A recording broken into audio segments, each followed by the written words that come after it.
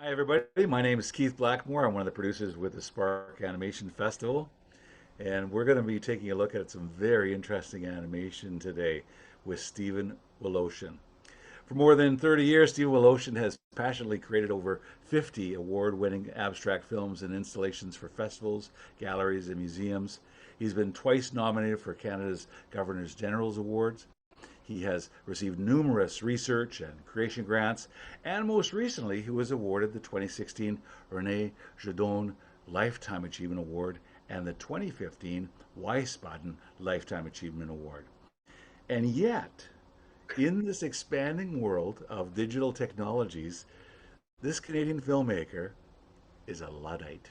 Yes, rather than drawing on paper or some other digital medium, photographing it frame by frame with an animation camera, Woloshen scratches directly onto film frame itself. His approach to animation actually reaches back to the earliest days of filmmaking, and he carries on the tradition of such animation giants as Len Lye, McLaren, Stan Brakhage, scratching, scraping, hand painting, gluing, anything and everything, but actually shooting film.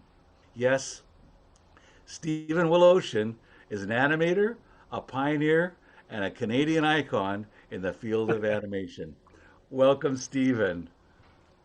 Good afternoon. Keith, how are you doing? I'm doing excellent. So nice to have you. Well, I'm going to hand over to you the camera, as it were, and we're going to get you to tell us all about this form of filmmaking that you make, which is known as direct animation. There you go, Steven. Okay, well, thank you very much. I'll try to be succinct and to the point. First of all, what we're talking about is basically painting on this, painting and scratching on 35 millimeter, 16 millimeter, or even bigger on IMAX film, which I have some samples right here. So, but before I get going, I just want to give you a little rudimentary PowerPoint, just talk a little bit about why I started this, a couple of my influences, and then we'll come back a little bit later. We'll get down to the nuts and bolts. So I'm going to share the screen with a PowerPoint. Okay. All right, there we go. Can you all see that? Yes? Okay. So what happens is when I was in high school, we're talking about the 1970s, I had a really different idea about what I should be doing in school. Everybody was drawing gourds. Everybody was using their painterly talents and their drawing talents and their sculpture talents. For me, maybe I was lazy. Maybe I was an animator. I didn't know it. But what I tried to do was I took a very big interest in lettering. You know, the headlines in newspapers. Whenever I saw very, very big lettering, like on billboards, like the letter A here, I saw this. Okay, I saw ordinary things turned into very high contrast abstracts. And of course, got pretty bad in high school art, but but I was still very, very excited about trying new things. And this led me to like calligraphy. It led me to a lot. It led me to graphic arts. It led me down what I didn't know at the time was down the road of animation. I was really into black and white images, black and in museums. I was very attracted to the monochromatic, the high contrast, the Rothkos, you know, everything in a museum that would look basically like this. I want to get now. I'm going to go back to a film now. Oh, sorry.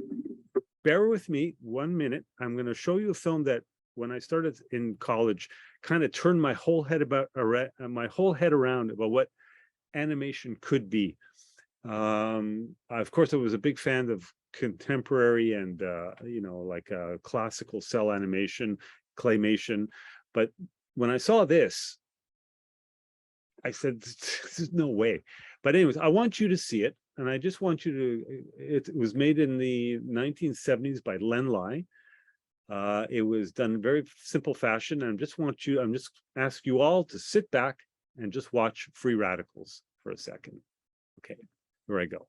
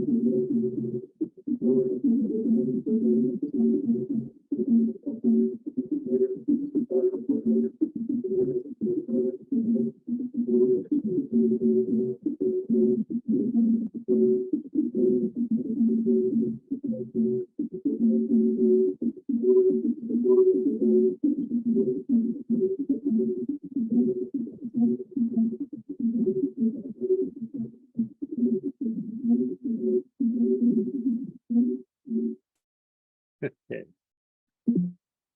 All right. Can you still hear me, guys? All right. So let me just flip to the next frame. Okay. Oops. Okay. So this really turned my head about what animation could be. The methods were very simple. Let me just stop sharing for a minute here. This whole film was done with a 16mm piece of film and one simple scratching tool, not by me, but by Len Lye in the initially made in the 1960s, but re-edited in the 1970s. And I thought that, you know, what better way to express yourself, but with the simplest tools, the simplest audio, and put the two together and just make it a kind of organic experience. Let me just go back to myself, talk about myself, but here, let me go. Let me share the screen one more time. There we go. Okay. All right, and here we go. So everything I do is about handmade cinema. I really believe that this kind of experience is something that a lot of us don't want to, may not want to continue, but I think everybody should try it.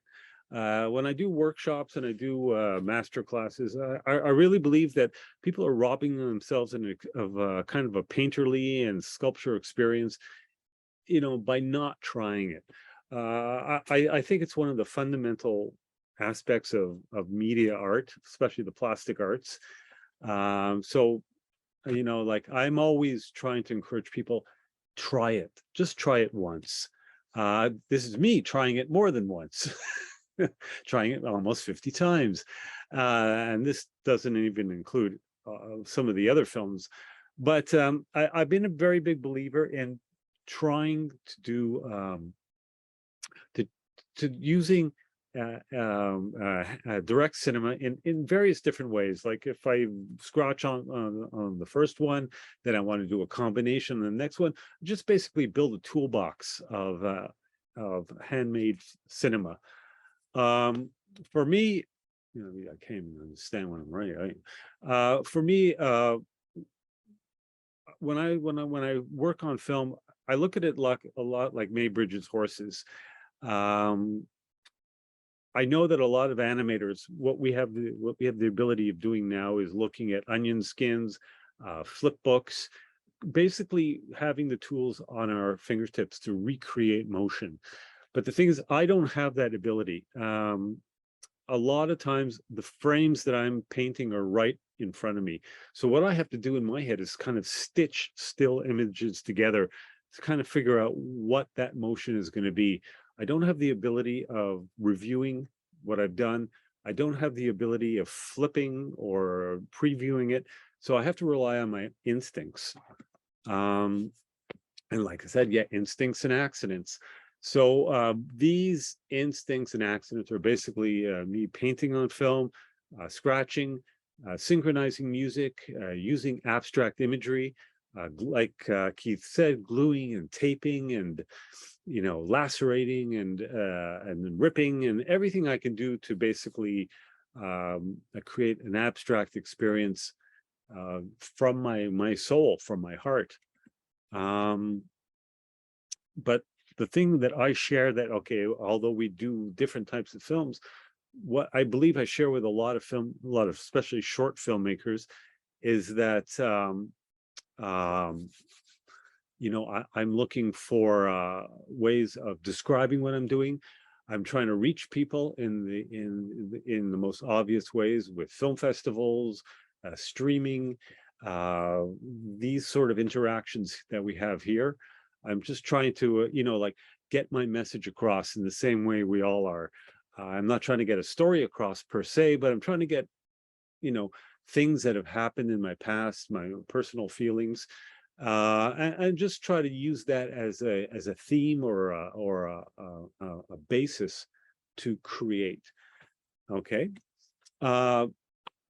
In that respect, in 2010, I wrote a book called Recipes for Reconstruction, talking about experimental filmmaking. In 2015, I wrote a second book called Scratch, Crackle, and Pop. And the point of these two books was just to try to help myself understand what I've done, and also to try to spread the word to other people in a kind of a non-academic way, just allowing people who had a curiosity to try to repeat what it was that I was doing. Showing them that there are simple approaches, maybe not lifelong approaches, but stuff that you can do that you can share with others. Off to the kind of the technique, if you're looking at the screen, you probably see a little tiny dot in the center. Well, that little tiny dot is basically a frame of film that I see. But when that film is projected on a big screen, it looks quite different. And to me, that was the motivating factor to making so many films, is that how I could work in a very, very small thumbnail, literally thumbnail kind of way, and then blow it up on a big screen where those instincts and accidents kind of come to life. And where I can be not only a creator, but I can also be sort of an audience at the same time, where I can be kind of stunned by my own little accidents. Just give you a quick example. My heroes of animation, probably we all know them. Norman McLaren. Raise your hand out there if you've heard that name. Yes, there you go. There's one. So he was became a hero of mine. When I was in the public school system, we saw a lot of NFB films, National Film Board of Canada, but I really never knew I didn't know about the names that were attached to the individual films. I knew that, they were made in Canada. They all had that logo, but I had no idea who the filmmakers were. And it was only later when I started making films that people started to say, have you seen the films of Norman McLaren? I go, maybe I have, maybe I haven't. And then when I researched it myself, I did find that there was a lot to be really inspired by. Len Lye was also another inspiration. He was a New Zealander living in Australia. I think him and McLaren actually crossed paths in the 1930s. So his works, because he was independent and very interested in movement and color, became kind of a hero of mine. There's this Polish guy that I met once in 2013. He actually makes very figurative films, but I like the fact that they seem to go all over the place. And that was the kind of films I like making, films that I really kind of bonded with his film style, because he just went all over the place. I have a lot of experimental inspirations: Stan Brakhage, Bill Morrison. I don't know if you've ever seen Bill Morrison's films, but they're really, really interesting, because he takes films that he finds and basically exploits the damage that's already happened to the image. Now, I'm going to get on to, but before I do, I'm going to just stop sharing for a minute. Maybe we can have a little, hi, I'm back. So I just thought maybe we can just talk a little bit before I get into an actual case study about how I make a film. So if there's any questions out there at all. I didn't expect the questions right now. So I want to talk about your artistic freedom and the creativity that you had, but going back to, growing up in Montreal now. So when did you first, I know you were inspired by seeing that first film of Free Radical, but how did you first get into cameraless filmmaking? Well, for me, I guess it was just the embarrassment of making mistakes as a documentary filmmaker, because in around the 1982, we were making, I was a BFA at Concordia University, making experimental documentaries, shooting on Bolexes, shooting on Atons. And of course, since we were shooting on film, we weren't really trained in the cameras the way you should be trained. So a lot of my films, a lot of the outtakes ended up in the garbage can. In fact, they never even ended up as work prints. They just ended up as negatives that I really either forgot to take the lens cap off, or I forgot a whole number of things. And I said, well, rather than throw it away, let's just see if I could make use of this. Maybe I can just like spend that time, putting the film on my parents' coffee table and playing around with it, and just see, like, okay, there's a half image here, there's nothing here. Maybe I can just take, like, what, this was a big thing in my life, and I just had Letraset. I said, well, I have tons of this stuff, and I have hundreds of feet of 16 millimeter orange base negative. I said, is there any way I can combine this and this together to make something? And of course, you know, like I had a lot of free time in the suburbs of Laval, and I said, okay, let's just try it. So I just went again and again and again, just over stuff. And I said, okay, I have 100 feet of this film with a little bit of this on it. I'm going to go make a print. And of course, when I brought it to school, what I did was I had some albums that I got at a place called Cheap Thrills. It was a place where you could buy secondhand albums. So I popped on the album onto the turntable. Started running the film through the Steenbeck, and I go, this fits. This really fits. So I made a print of it, and of course I shot some titles and I made a print. And I said, you know, for something that was just a collection of all the scrap that I had, you know, lying in garbage cans, I said, why not pursue this at the same time I'm pursuing what I'm supposed to be doing? So rather than doing one film a year, which was that documentary, I could do 3 other films at the same time, just kind of like in the peripherals, just like, okay, I'm doing this for me and I'm doing this for you, you know, doing this for the mark, this for the fun. And it seemed that the fun started to be seen more than the marks.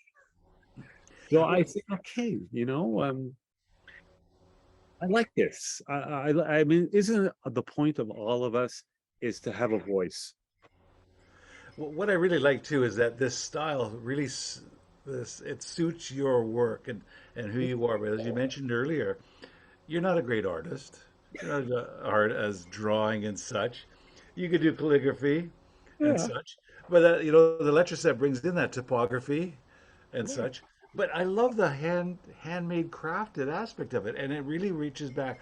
That's what I love about film, being able to handle something that's tactile, and you can look at it frame by frame by frame, Yeah. and now you're taking it and you're exploiting that with art. It's amazing. Yeah, I mean, when you're looking at this, I was just watching a lot of YouTube documentaries on uh, free will, and one of them on quantum determinism, which is like, is there really a past? Is there really a future? You know, are we all living in the now? I mean, like, what, you know, like what proof that there ever is a recorded past? Like when people talk about time travel, well, maybe there is no past, maybe there is no future except for the future that we make. And kind of working like this reminded me of the same thing, because like rather than have what most people do, which was the in-between frames, or having the plot lines, or having the scene changes, for me there's nothing but the first, the second, the third, the fourth, the fifth. It just moves on and on and on until it's done. And Well, we're going to take a look at some of your films, but what I like too is that, like, yeah, it's not story driven, it's not character driven, personality animation like we can see with Disney and all these other studios, but it's thematic. It's conceptual, and it's really because it's the music that's really driving it. That's what I noticed in watching your body of work. There's a lot of music and developing your ideas around that. But let's take a look at your process. okay. I think you want to show us that. So, you can and as you showing us your process, talk about maybe how you develop your ideas about the use of the surface of film for your filmmaking, because that's what filmmaker people that we all call ourselves filmmakers, Yeah. but we're not actually handling film. Yes, So, I mean, yeah. yeah, I mean, if anything, I'm just like, you know, I'm just like kind of like a technician in a way. But yeah. yes, let's get into one specific film that I was made in 2016. It's not the earliest film, it's not the latest film, but I think for me, it's all about finding you know, finding the curiosity of one, computers, two, handmade animation, three, optical effects. So I'm going to share the screen one more time with this. Okay, let's go. So we're taking off again for a film called Casino from 2016. Now, in front of you, you see pictures, that one picture. This is the only tool that I had. I had some film, I had some ink, and then my trusty pen. I have what we call Sinex color charts. Like whenever you're using an optical printer, sometimes you put these colors inside of it because let's say you want to optically turn one image into another image. So I had a whole box of these things that I found somewhere or stole or whatever. Hold on, Stephen. Okay, Because you're using terms and expressions that you and me, we take for granted. okay, But with our audience today, yeah, these tools that go all the way back to the 30s, the days of Linwood Dunn and such at RKO and optical printers, they don't use that stuff. So maybe just take a second and okay. explain that An expression. optical printer is basically a camera attached to a projector. A long time ago, when they wanted to make a copy of something, like a copy of a film print, they would put raw stock in that camera and they would put the film in the projector. The whole idea was that it moved at a very slow pace. The projector would project one frame, and the camera would reshoot that one frame. So what we call a 1-to-1 shooting ratio. So one frame of recording, one frame of projection. And the whole point was just to copy something, the same way they use a photocopier today. In the production process, let's say if you're watching Star Wars in the 1970s, and there's a black and white effect of the Death Star blowing up, and you want to add a little color to that, you would take one of those red color slides and back up the projector, put in the color slide, back up the film the raw stock that hasn't been shot, reshoot it with a little bit of red. I'm simplifying it, but that was the point of all those color slides. So add a little bit of zest to whatever you were copying. So I had a whole bunch of these things, and I had a whole bunch of ink, and basically, like if you just saw my workshop, it's a room full of a whole bunch of stuff, and the stuff that like I like to put together. So, okay, so keep that image in mind of what I had. Next image. Okay, every film I make has a theme. Okay, it's not really an obvious theme, but it keeps me going. Either if I'm talking about my kids when they're growing up, or if I'm talking about a vacation we took, or if I'm talking about something else that really interests me, there's a theme. In this case, I visited Las Vegas, many moons ago, and I was always struck by how awful casinos look. The greens and the reds and the mint color, and like all these garish colors that when you throw them all together, just you walk through that casino and you just like you can't believe all these colors are going together. So I said, well, what if I can use these colors, use them in the most garish way possible. The other reference I had was a film by Norman McLaren from 1942 called Hen Hop. Hen Hop was a very famous film that McLaren had claimed, and he did. He painted that hen. You probably see that picture of that hen right there. He painted it directly onto a frame of 35 millimeter film.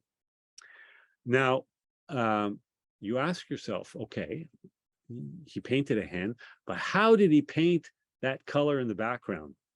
How did he paint that hen so perfectly blue?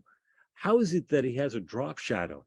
How are these things possible with hand-painted film? Because I could never do it, and it's only later when you figure out that optical printer and that hand-painted film came together with those little Sinex things, those little frames. All of that came together to make color in what was originally a black and white film, black ink, clear leader.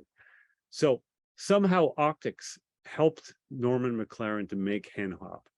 Okay, are you following so far? Just this here, yes, yes. Okay. So that was my inspiration, and like I said, and the reason I needed it because like I just want to see what I can do on the same subject, or can I repeat the process? So what I did was I used what we call a block synchronizer. I took one apart here, and I just wanted to stop sharing here for a minute. Okay, hang on. Okay, am I back? Here, let me get you something. Okay, this is one of my many block synchronizers. Okay, see what it is. It's like it's a wheel. Okay. Okay, the one I have on the bench behind me is a little more complicated, but the whole point of this thing is to put that editors would put film on it like this, and they would measure, how much film they had, and they would also use it to help synchronize the sound. This was a tool that I used when I worked at a laboratory in Vancouver, actually, called Alpha Cine Service on Davie Street.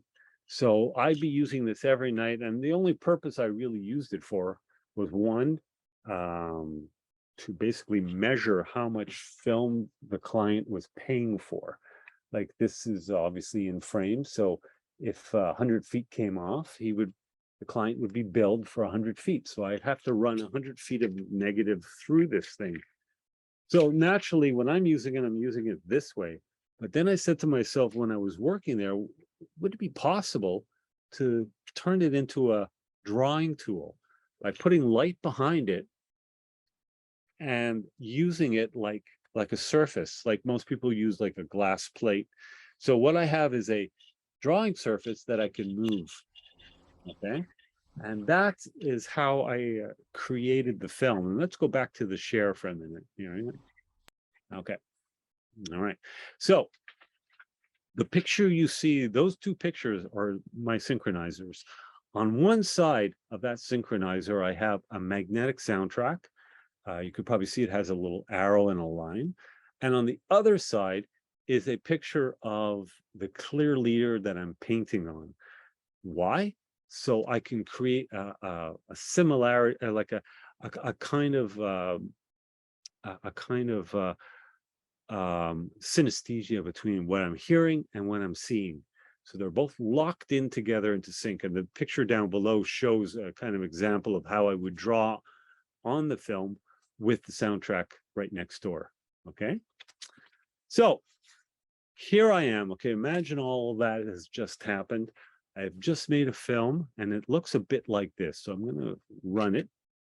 Okay. I'm going to run a very short period, a little like 30 seconds. Okay.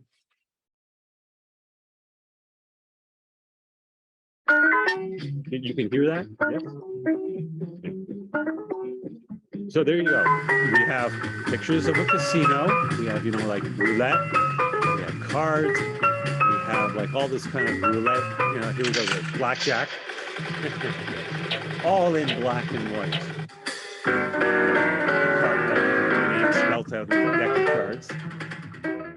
So that was what I created with my film, with my soundtrack, and with my synchronizer, and of course a little bit of black ink. So, how long did it take you to just do that 30 seconds? That 30 seconds, it's hard to. What I would usually do is like I was talking in terms of feet, so right. I would do like 3 feet a day, 4 feet a day, enough time to let it dry. And think about what I'm going to do in the next 3 or 4 feet. Look around the internet, look for some thumbnails of, roulette or bingo games. Find stuff while the ink is drying, and then go back or listen to the soundtrack again. Say, okay, I've got another 3 seconds. I want to do of the roulette game again. So just looking around to kind of push the film forward. I don't have a plan. I don't have a storyboard. So I'm always just looking while the ink is drying. Yeah. So that 30-second, that little bit of time, that could have been a couple of weeks. So when you say 3 feet a day, that's about 75, 80 frames. Yeah. So let's say at 16 frames a foot. So that's 16 frames a foot, okay. Yeah. So at 16 frames, because everything's in feet. So 16 frames a foot. So you're looking at roughly 45, 50 frames before it starts dripping over the side of my drawing board. Because if Yeah. it goes over too much, it's going to start smudging. You know, I don't want it to touch anything. I want it to dry. But drawing is good because drawing gives me time to think about what's going to happen next, or what I'm Yeah, going to because I do. can see where you get in a rhythm of it, and it's like I want to just keep creating, going and going on. But you say the paint is fresh, the paint is wet, and you have to actually work slow and methodical. Yeah. And also there's, a job I'm going to. So I get home from work, I'm walking by the board and okay, I've got an hour or two before I have to put out the garbage or whatever, before I cut the lawn. So, okay, I've got a little bit of time. Let's put it into another 16 frames, or let's review what we've done, or let's just listen to the soundtrack a little bit more, or let's go through the internet and find some more imagery, Yeah, like trying to put a little time motion management into every second of my day. yeah. Until I want them Okay, to now carry on. Show us how you add that color now. You got the clear and the okay, black. So all let's see right, about this color process. okay. So uh here I am wanting to try something new. So I've got that black and white film, and of course it's a digital file, like everything else. It's a digital .mov file that can be imported. So what do? I imported it into After Effects. Okay, so without getting into too much detail, what I did was I made a file in After Effects. Okay, and what I did was I turned that black line into a green line because I had those Sinex sheets. I've also scanned those too. I had those, like I had a paper scanner, and what I would do is, scan those colors, and I had a whole library of colors. And what I did was, okay, turn that black line green, turn that clear background into another Sinex color, a nice garish orange there, kind of like the Ace of Hearts and the in the roulette table. And then what I thought I would do was create basically an off channel, like an alpha channel, and basically dragged one from the other until I created what looks supposed to be like sort of a backdrop, like a drop shadow. It's not really a drop shadow because what it is it's just like obviously it's a mirror. It's just like basically one image dragged on top of another. Okay, so there we go. So it's kind of looking a little bit like Henop, just a little bit. Okay, so this is what it looked like with all of that. Okay, here we go.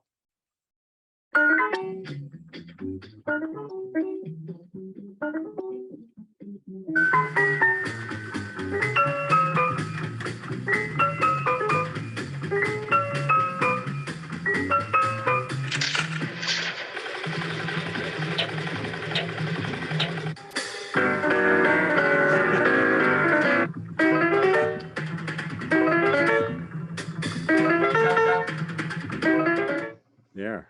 Okay, now what I wanted to point out that a lot of animated films I saw in festivals, a great deal of them, um, people seem to be really good in the color process. I won't, actually, I say the word good. When I say good, I mean bad, of taking raw color, raw emotion, and really filtering it down and kind of desaturating it and turning it into something very palpable, something that, doesn't look too garish on a screen. But for me, I wanted to keep that oversaturated color palette. What you probably don't see yet, or when I show you the entire film, one thing I'll point out is that instead of taking one scan of those Sinex colors, I took 8. You know those? Am I on mute? No. What's happening? For some reason, your voice dropped down a little bit. Oh, I'm not can sure you what hear me happened. now? How about Yeah, I now? can hear you, but it wasn't as strong. Maybe it's Oh, just where your mic is. I'm oh, not sure. how weird. Okay. Okay. Tell me if you can hear me now. Okay. That's better. That's stronger. Yeah. Okay. So what I did was I took not one photo scan of those Sinex sheets. I took 8, and what I did was I created. I flipped it on 4 sides, and then flipped it over, and then flipped it on 4 sides, and I made a cycle. So by looking at it, you never would think that it's one solid color. It looks like it was painted on color, but you would have a hard time seeing that piece of dirt coming back. So I'm going to show you the whole film. It's called Casino from 2016. And it is, I quite like it. So bear with me and I'm going to play. Let's see if we can play it here already. Okay, here we go.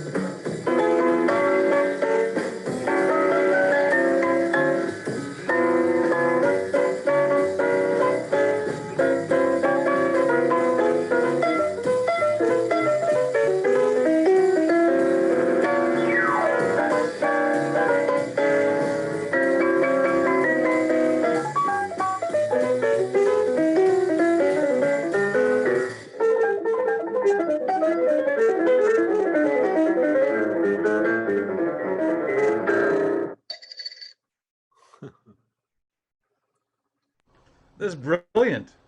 Thank you. Just let it play out here a little bit.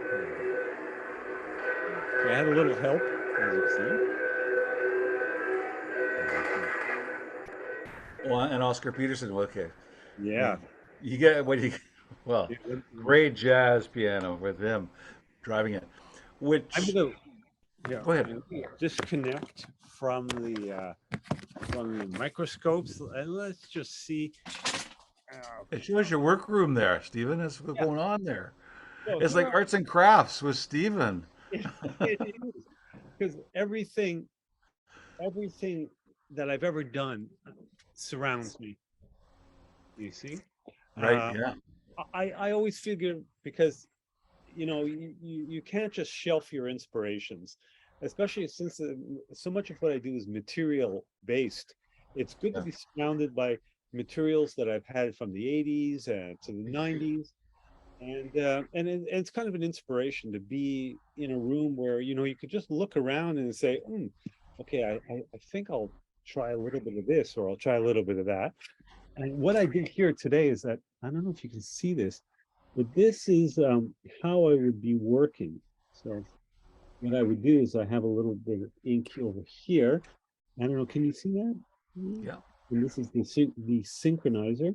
And of course, there's a little pair of earphones. And this to me is the important part. This is what we call like a little magnetic sound reader reading a big piece of magnetic tape. See that over there? Yeah. And what we would do is just keep everything in sync. You see the way everything, I don't know if you can hear that sound. Yeah. That's the thing is this mechanical, analog, electrical aspect of filmmaking and the hands-on, as opposed to digital. I mean, you obviously you're not a Luddite because you're using digital tools, Yeah, I mean, for your but, editing and colors things. But but there's no rules. I mean, if no, it helps you get to the end, and if it starts off organically, but it ends up being what you saw organically, like in your mind, then there should be no rule about bringing in other sources. I when I started doing workshops, yeah, maybe 15 years ago, I was telling people, okay, draw a piece of film, we'll put it in the projector, and then we'll play it, and then they're like, oh boy, doesn't that look nice? And I said, well, why are we doing this? Why? That's not the way I would want to work. That's not the way I would try to influence people. So what I would do was I invested in a USB a microscope, which is right here, and I encourage people to draw on 35, put the put the film on the microscope, bring it into Dragon Frame, and then let's bring in music at the same time. So, why deny people the opportunity to see what things would look like just because you're using film? It doesn't mean I have to be a purist. I think right. digital tools exist so we can use them. It's just another tool for the artist. Yeah, it is. Yeah. Yeah. And Just another, I really believe that ever since I started using the microscope, I think everybody's kind of benefited from it. Kids, people who've never done it before, they all had the opportunity to see what a hand painted image would look like with just a little bit of music on top of it, you know? yeah. And Well, music yeah, music plays really strongly in all of your films. So how do you choose your music, and then how do you animate it to it? And do you generally choose your music first? Of course, you must probably choose that, and then yeah. yeah. Well, I mean, but So how do first you off, choose your music, and how do you animate to it? well, I choose what I like to listen to. I Mhm. choose what I feel has the punchy elements of a piano or a drum beat, something where I can see the punches because animating directly on film can be a very, very punchy, flashy medium. I mean, sometimes it doesn't lend itself to subtleties, but it does play like a fireworks demonstration where it's just like boom, boom, boom, boom. And I'm looking for music that really inspires me in that way. Also, music that doesn't have a lot of dialogue or a lot of vocals or lyrics, because I really want to make it as universal. I don't want people to sit there and going, "What did that lyric mean?" Like I don't see a subtitle. What am I? Like what does it mean? What does it mean? Is there a meaning to it? So I try to keep things as instrumental as possible at the same time. And Yeah. and I think that's the kind of the way I like. I mean, there's some exceptions, but that's the kind of the way I like going. Um, Well, it's obviously you're choosing your music that's going to play visually, right? mhm, Because you can hear that as you're listening. You're hearing those or seeing those visions in your mind. But you know what? I kept coming back to Kandinsky, the abstract artist Kandinsky, and that trait he had was synesthesia. Now, as a painter, he could hear music, but when you put down. When you hear music, you see color and images, Color, right? yeah. Yeah, and it's basically the effect is like, when I'm driving, I'm hearing that song in my Mm. head, and it's just like kind of taking over, it's just taking over. I think when we all hear music that we like, it takes over a part of us that we Yeah. either dance to it or we want to see something to it. I remember I grew up in the 70s, and we used to go to the Montreal Forum, and we used to see like Genesis and Yeah. Bowie, and all these things, all these progressive art, like rock acts, where visuals was such a big part of your ticket price. Like if you're just coming to see music, it's not worth it. You're coming to see smoke shows and lasers, and you're just coming to see all of that too. And that's why we would go. We wanted to get that like that whole effect. If you're gonna do Yeah. drugs, It's sound and vision, yeah, right? like Yeah. you weren't just going there to a cafe. You were No. going to a stadium, and you knew that you saw late. Like you knew that you That's heard it. those Mom grapevine. used to always say, "Why don't you just buy the album?" No, no, no, no, no. You got to have the experience, right? Even when we only had the album, in a lot of cases, we would bring it to a friend's place, crank up the volume, and start Yes. flashing the lights, like, "Oh, Judas Priest!" Bah, bah, bah, bah, I feel like we're brothers of different mother because it's like we do the same thing on the different coasts. yeah, bah, bah, bah, bah, bah, bah, bah, bah, bam. Start blowing smoke into each other's faces. You needed that. The Yeah, music was kind of vapid and long, but you yeah. needed that kind of push over the edge, like just to drive it home that you were Yeah, listening. it took that experience to another way, the music to another level. Yeah. I mean, who else would listen to Foxtrot or those 22-minute Genesis songs unless you had something to get you through it? Right? Yeah, Grateful Dead or something. And they got a Davida. Oh, yeah. Really? Okay, flash the lights some more. Okay, let's do this. Let's have some flashlights in the room. So we were living it. We were Yeah, we living, were. We you were know, living the, we were living it. and it didn't come. It wasn't long before, like my parents would be buying Super 8, and Mm. every Saturday night I get together with my friends. We'd have that Super 8 projector, and after a while we started like, okay, we've seen this over and over and over. So I started Yeah. like scraping away on the Super 8, and I run it through the projector, and we started playing the little George Harrison from from his Wonderwall music period. Right. A little bit of sitar, and it's like, like, and we were just like, ha ha ha, ha. We were just having like a great time. Like we had no idea what the end game would be. No. Especially I didn't. I mean, it was just a way to keep busy on a Saturday night in the suburbs, and it was all about that. And of course, I never forgot that. And now you're getting Governor General Awards and Lifetime Achievement Awards. Ah, for what? Crazy. Like, Hey, I want to talk this. You highlighted your book. It's fantastic. This is just an amazing, amazing book, and really highlighting the process. I love it. A whole grains approach, which really implies that this is natural, unrefined, yeah, going right back to the origins of it. yeah. And now, but when you call it scratch, why do you call it scratch, crackle, and pop? What is it? Well, it's based on food. I mean, everything I do is based on in this case, the breakfast cereal.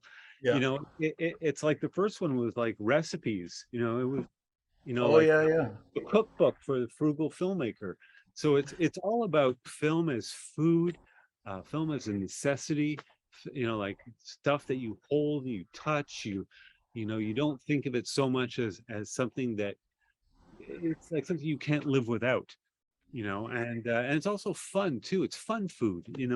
It's it's just a way of living where, like everything, where it's just a part of the life that you're leading. It's not separate from yourself. It's not a thing that happens in a studio or from 9 to 5. It's just a part of you. It's Yeah. just like the hand painting is a part of that pen. It's just an extension of you. And like everything I've ever done has been exactly um, 1.5 feet from my eye. So everything you'll ever see from me is this far from me. You know, I always thought Roland Barthes said that quite nicely about uh, looking at glass types. You know, the daguerreotypes. Is that you know that the daguerreotype was this far from the subject because you're looking at the original. You know, so in the same sense, everything I've done is this far from me.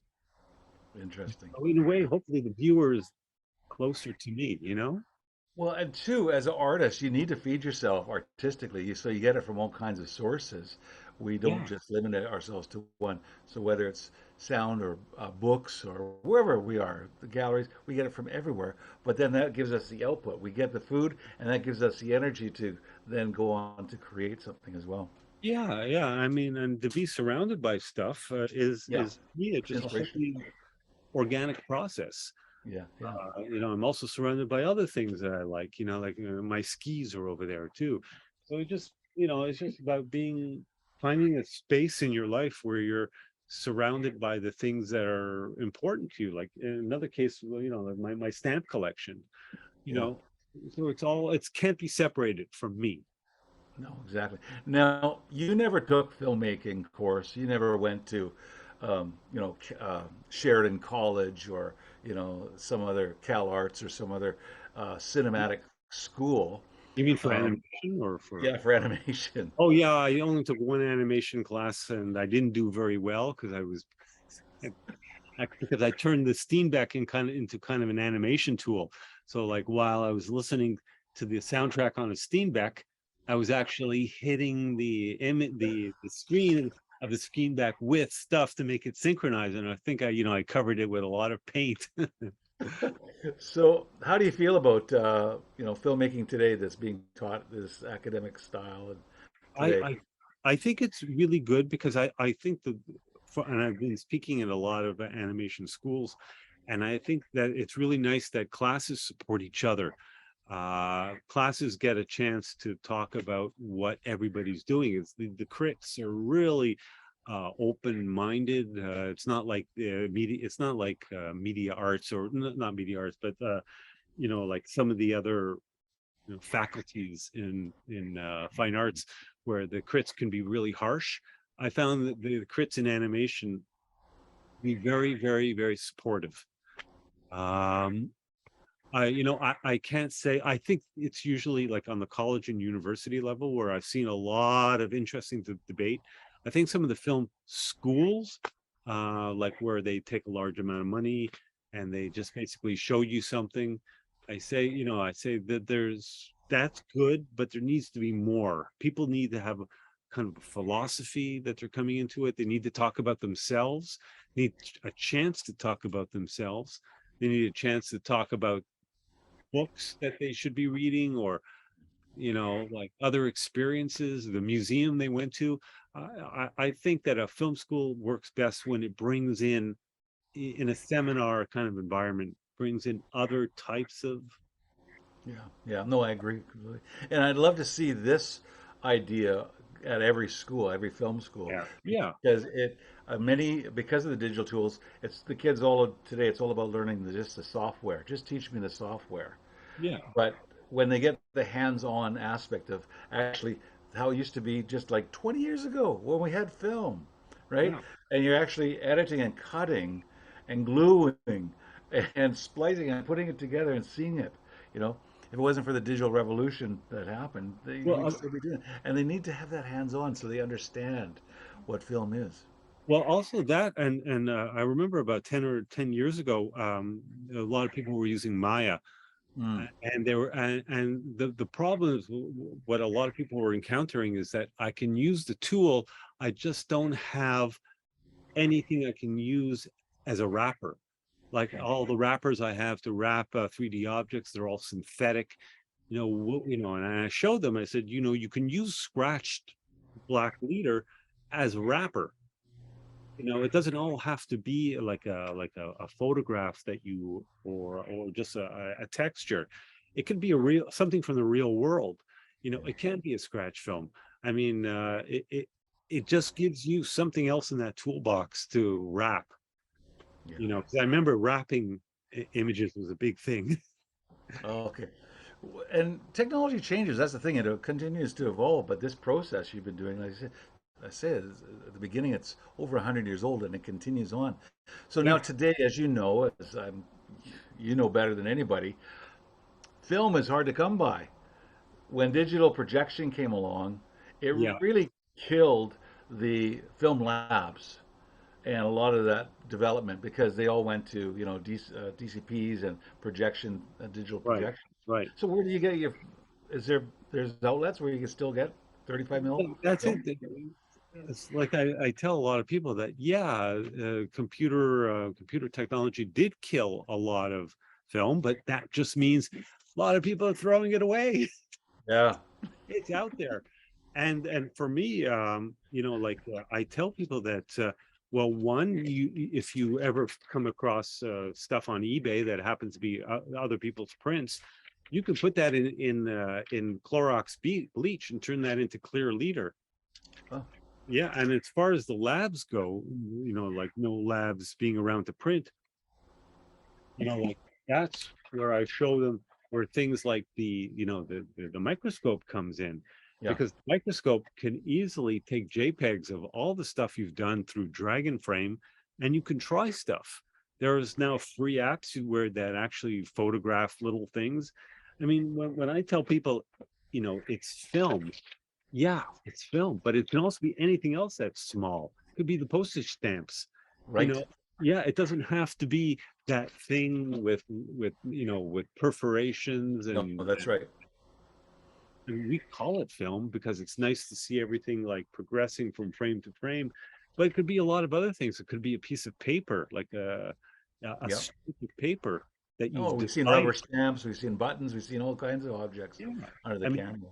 I Yeah. mean, the whole thing is it's not just the film, but it's also you taking the risk on working small and not previewing it and just like taking that risk. And frame by frame, Yeah. which takes time. And when you understand the film, that aspect, Yeah. then you start breaking down. Then the opportunity, and we see that with so many independent animators, knowing that they could just go frame by frame, and they do it in so many different ways. That's what I Yeah. love about this medium of animation. Yeah. You know, And it's the risk of trusting yourself that you are creating movement, even though you're not flipping it to know it, or you're not onion skin. exactly. You're trusting yourself and you're taking the risk to say, like I'm creating movement. That's right. That's right. That's why you go back. At the very beginning, you talked about um, good old what's his name with the horses, the photographer. I'm not gonna Right. brain. Maybridge. Yeah. Yeah, Maybridge. Sorry, yeah, Maybridge, and just the persistence of vision, that aspect. I mean, just understanding that very principle of the persistence of vision and frame by frame, right, Yeah. and then going forward. So, do you see? Are many people teaching this or learning this? I think a lot more people are. I don't think there's a specific full-on course, but I think it's now seems to be at least part of the part of the curriculum, let's say, or this, of part of film 101 or animation 101, is to at Right. least look at this as a medium that has a history, that could have a potential for some people's practices. It could, because people could do it in in different ways, like in live installations, in other variations it could exist. But by talking about it, talking about that risk and talking about that persistence of vision, it could open up doors for other people, you Yeah. know. Well, this has been just tremendous. Before we go, I got to give you the last word. Is there anything you want to tell us, share? Any advice, any comments, any observations before we leave, Stephen? I say people should I mean, I'm not promoting myself, I'm just saying if you can try it. uh, you know, in first year animation, they can't force you, but it's always good to ask, to say, what's this about direct cinema? you know, can I paint on film? Can I try painting on film or scratching on film? And if you're out there, if you see all these analog tools, try to see if you can give it purpose before it gets thrown into a garbage. You know, give it purpose. I'm with you. Yeah. Go on eBay, start on eBay and buy some Super 8 prints. Yeah, Yeah, why not? 16 mil. It's all out there, you know, it's Yeah, all out there, yeah. and maybe you actually get a good price on it because nobody wants it, you know. Well, both have built a career on it, on Yeah, people's old discards, right? And yeah. I'm going to tell everybody, make sure you go to Steven's website, get this book, Scratch, Crackle, and Pop. It's an amazing story and highlighting the whole process. Go ahead, Steven. And, and it comes with a DVD inside of like That's right. and film and some film on page 14 or 18. You get 2 pieces of film so you could try it out for yourself. There you There you go. go. Some examples of actual film. Yeah, and you can, there's a free app out there called Stop Motion Studio. So once you draw on that film, take that app, create a little GIF for yourself, and then use the film as a bookmark. Awesome. This has been just tremendous to you, and I really, really enjoyed this conversation. Me too. Me too. Thanks. Okay, bye everybody. Goodbye, Vancouver.